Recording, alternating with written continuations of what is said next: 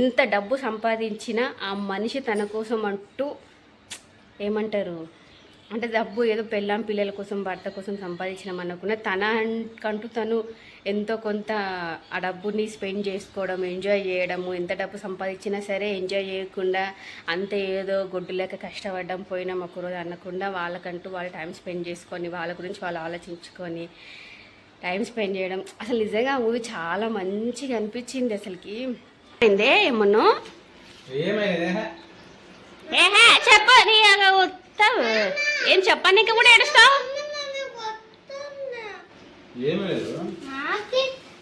ఇగో చదువుకుంటే ఇన్ని చీరలు ఉన్నాయా నా దగ్గర అనిపిస్తుంది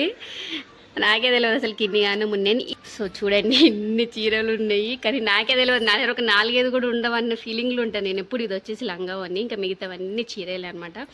ఇంకొన్ని కింద నూకేసి ఇవి వచ్చిన డ్రెస్సెస్ ఎక్కువ ఇది ఒక్కటే నేను పెళ్ళైన తర్వాత తీసుకున్న ఇది ఈ రెండు ఇది కూడా అనుకుంటా ఇది